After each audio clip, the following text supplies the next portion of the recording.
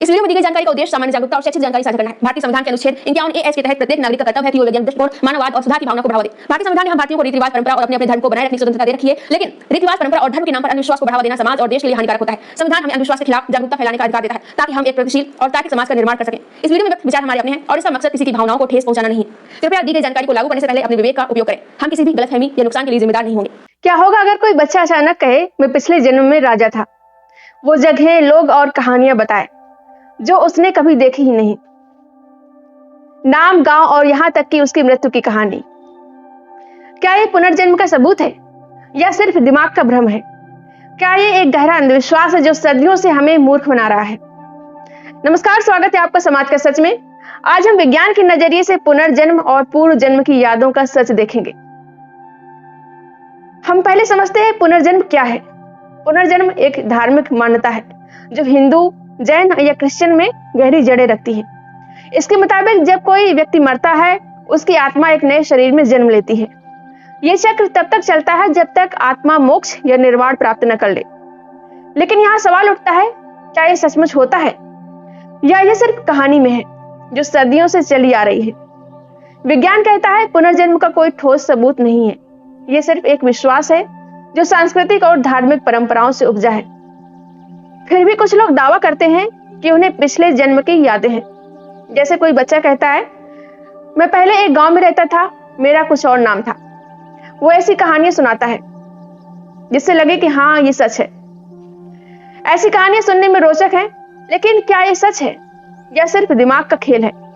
आइए कुछ मशहूर कहानियां देखें। दुनिया भर में ऐसी कई कहानियां हैं जहां बच्चों ने अपने पिछले जन्म की बातें बताई। पहला उदाहरण शांति देवी, भारत से। 1930 के दशक में शांति सिर्फ 4 साल की थी। उसने दावा किया कि उसका पिछला जन्म मथुरा में हुआ। उसका नाम लुगदी था। उसने अपने पिछले जन्म पर बताया कि पिछले घर, पति और बच्चों के बारे में बताया, और हैरानी की बात, उसकी कुछ बातें जांच में सही पाई गई। एक और मामला जेम्स लेनिंगर, अमेरिका से। 2 साल की उम्र में जेम्स ने कहा वो द्वितीय विश्व युद्ध में पायलट था। उसका विमान जापान के पास क्रैश हुआ।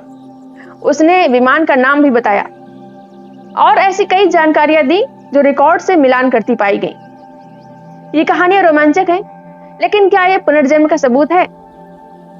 विज्ञान कहता है शायद नहीं। ये कहानियां दिमाग के भ्रम या सांस्कृतिक प्रभाव से हो सकती हैं। आइए विज्ञान की नजर से देखें इनका सच क्या है। पुनर्जन्म की कहानियों को समझने के लिए हमें मस्तिष्क और स्मृति का विज्ञान देखना होगा। वैज्ञानिक कहते हैं हमारी स्मृतियां मस्तिष्क के न्यूरॉन्स में संग्रहित होती हैं, यानी इकट्ठा होती हैं। पिछले जन्म की यादें की बात करें तो विज्ञान के पास इसका कोई सबूत नहीं है। तो ये यादें कहां से आती हैं? वैज्ञानिकों की कुछ व्याख्याएं हैं, आइए देखें इनको। पहली व्याख्या है क्रिप्टोमनेसिया। ये एक मनोवैज्ञानिक स्थिति है। इसमें व्यक्ति ऐसी जानकारी को अपनी स्मृति यानी मेमोरी समझता है जो उसने कहीं और से देखी हो या सुनी हो। जैसे कि कोई बच्चा किसी कहानी, फिल्म या बातचीत से कुछ सुन ले तो उसका अवचेतन मस्तिष्क उसे पिछले जन्म की याद बना लेता है। खासकर छोटे बच्चे जिनकी कल्पनाशीलता बहुत ज्यादा होती है, ऐसी गलत स्मृतियां बना सकते हैं। हमारा दिमाग बहुत जटिल है, लेकिन ये गलतियां भी करता है। वैज्ञानिक अध्ययन बताते हैं कि हमारी स्मृतियां हमेशा सटीक नहीं होती हैं, हमेशा सही नहीं होती। कई बार हम ऐसी चीजें याद करते हैं जो कभी हुई ही नहीं। ये तब होता है जब हम सुझावों के प्रभाव में आते हैं। जैसे कि अगर कोई बच्चे से बार बार पूछे कि क्या तुम्हें पिछले जन्म की याद है, तो वो बच्चा कल्पना से कहानियां बना सकता है और उसे भी सच लगने लगती है। पुनर्जन्म की मान्यता भारत और नेपाल जैसे देशों में गहरी है। जहां ये विश्वास प्रचलित है, वहां बच्चे ऐसी कहानियां ज्यादा बताते हैं। जैसे कि परिवार में पुनर्जन्म की बातें आम है अगर, तो बच्चा ऐसी कहानियां सुनकर प्रभावित होता है। वो अनजाने में अपनी कहानियां बनाता है। ये सांस्कृतिक कंडीशनिंग का नतीजा है। ये पुनर्जन्म का सबूत नहीं है। चौथी वजह हो सकती है न्यूरोलॉजिकल और मनोवैज्ञानिक कारण। कुछ न्यूरोलॉजिकल स्थितियां ऐसी अनुभूतियां पैदा कर सकती हैं जो पिछले जन्म की यादों जैसी लगती हैं। जैसे कि टेम्पोरल लोब एपिलेप्सी या डिसोसिएटिव डिसऑर्डर। इनमें लोग असामान्य अनुभव बताते हैं। सम्मोहन या गहरे ध्यान में लोग ऐसी यादें बना सकते हैं जो उनकी कल्पना का हिस्सा है। विज्ञान कहता है ये पुनर्जन्म नहीं बल्कि दिमाग का खेल है। तो अब सवाल उठता है, क्या वैज्ञानिकों ने पुनर्जन्म पर शोध किया, रिसर्च की? हाँ, कुछ हद तक। सबसे मशहूर शोधकर्ता है डॉक्टर इयान स्टीवेंसन, वर्जीनिया विश्वविद्यालय में मनोचिकित्सक। उन्होंने 40 साल तक 2500 से ज्यादा मामलों का अध्ययन किया। ये मामले बच्चों के थे जिन्होंने अपने पिछले जन्म की बातें बताई। कुछ बच्चों ने गांव, परिवार और मृत्यु की जानकारी दी। कुछ के शरीर पर जन्म चिन्ह थे जो उनके दावों से मेल खाते थे। स्टीवेंसन का दावा था यह पुनर्जन्म का सबूत हो सकता है, लेकिन विज्ञान इसे स्वीकार नहीं करता, क्योंकि पहला, उनके मामले व्यक्तिगत कहानियों पर आधारित थे, कोई प्रयोगात्मक सबूत नहीं था। दूसरा, ज्यादातर मामले उन देशों से थे जहां पुनर्जन्म का विश्वास पहले से था। यह सांस्कृतिक प्रभाव का नतीजा हो सकता है। तीसरा कारण है, वैज्ञानिक कहते हैं ये कहानियां क्रिप्टोमनेसिया या गलत सूचना स्मृतियों का परिणाम है। स्टीवेंसन के सहयोगी जिम टकर ने शोध को आगे बढ़ाया, लेकिन वैज्ञानिक समुदाय में इसे ठोस सबूत नहीं माना जाता। पुनर्जन्म का कोई वैज्ञानिक आधार नहीं है। कुछ लोग पुनर्जन्म को क्वांटम भौतिकी से भी जोड़ने की कोशिश करते हैं। क्वांटम फिजिक्स क्या है? यह भौतिक विज्ञान की एक शाखा है। ये सबसे छोटे कणों का अध्ययन करती है, जैसे इलेक्ट्रॉन और फोटॉन। इसके सिद्धांत अजीब हैं, जैसे सुपरपोजिशन। एक कण एक साथ कई अवस्थाओं में हो सकता है, या उलझाव, यानी कि दो कण इस तरह जुड़ते हैं कि एक की अवस्था दूसरे को प्रभावित करती है। कुछ लोग कहते हैं चेतना क्वांटम प्रक्रियाओं से जुड़ी हो सकती है और मृत्यु के बाद ये चेतना किसी तरह बनी रह सकती है। पेनरोज हेमरॉफ मॉडल कहता है कि मस्तिष्क में क्वांटम प्रक्रियाएं चेतना का आधार हो सकती हैं, लेकिन ये सिर्फ परिकल्पनाएं हैं, कोई ठोस सबूत नहीं है।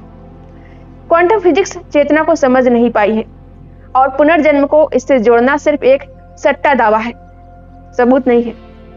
वैज्ञानिक समुदाय इसे खारिज करता है। पुनर्जन्म का क्वांटम भौतिकी से कोई लेना देना नहीं है। ये अंधविश्वास को वैज्ञानिक रंग देने की सिर्फ एक कोशिश है। तो क्या पुनर्जन्म वाकई होता है? विज्ञान का जवाब है नहीं। पुनर्जन्म का कोई वैज्ञानिक सबूत नहीं है। यह सिर्फ एक धार्मिक और सांस्कृतिक विश्वास है जो सदियों से चला आ रहा है। पूर्व जन्म की यादें, क्रिप्टोमनेसिया, गलत स्मृतियों या सांस्कृतिक प्रभावों का नतीजा है। बच्चों की कहानियां अक्सर उन जगहों पर सुनाई देती हैं जहां पुनर्जन्म का विश्वास पहले से प्रचलित है। ये कोई संयोग नहीं है, ये सांस्कृतिक कंडीशनिंग है। विज्ञान कहता है कि आत्मा जैसे कोई चीज नहीं है। चेतना मस्तिष्क की प्रक्रिया है और मृत्यु के बाद मस्तिष्क रुक जाता है, इसलिए चेतना का स्थानांतरण असंभव है। क्या भविष्य में कोई सबूत मिलेगा इसका? हो सकता है, लेकिन अभी पुनर्जन्म या पुनर्जन्म की यादें सिर्फ एक अंधविश्वास है। विज्ञान हमें तर्क और सबूतों पर भरोसा करना सिखाता है, न कि कहानियों और अंधविश्वासों पर। तो पुनर्जन्म की कहानियां रोमांचक हैं, लेकिन विज्ञान की नजर से देखें तो ये सिर्फ कहानियां हैं। पूर्व जन्म की यादें मनोवैज्ञानिक, सांस्कृतिक या न्यूरोलॉजिकल कारणों से बनती हैं। पुनर्जन्म का कोई वैज्ञानिक सबूत नहीं है। यह सिर्फ एक अंधविश्वास है जो सांस्कृतिक विश्वासों से उपजा है। विज्ञान हमें सिखाता है सवाल पूछना, तर्क करना और सबूतों पर भरोसा करना। तो आप क्या सोचते हैं? क्या पुनर्जन्म सिर्फ एक कहानी है या आप अब भी इसके रहस्य पर विश्वास करते हैं? नीचे कमेंट करके अपनी राय जरूर बताएं। और अगर आपको ये वीडियो अच्छा लगा हो तो लाइक करें, शेयर करें और इस वीडियो को हाइप जरूर करें। चैनल को सब्सक्राइब ना किया हो तो सब्सक्राइब कर लें। मिलते हैं अगली वीडियो में। नमस्कार। अगर आपको मेरा काम पसंद आ रहा हो और आप चाहते हैं कि मैं इसी तरह बिना डरे, बिना किसी के दबाव के सच्चाई और सामाजिक मुद्दों पर बोलती रहूं और अंधविश्वास के खिलाफ समाज को जागरूक करती रहूं, तो आप अपनी इच्छा अनुसार मेरी आर्थिक मदद भी कर सकते हैं। मैं किसी संगठन या पार्टी से नहीं जुड़ी हूं। आपका सहयोग ही मेरी सबसे बड़ी ताकत है। आप अपना सहयोग वीडियो के नीचे दिख रहे थैंक्स के बटन पर क्लिक करके या फिर मेरी UPI ID shashi-singh9192@OKICICI पर सीधे भेजकर या फिर स्क्रीन पर दिख रहे QR कोड को स्कैन करके कर सकते हैं। आपकी हर छोटी से छोटी मदद मेरे लिए बहुत कीमती है।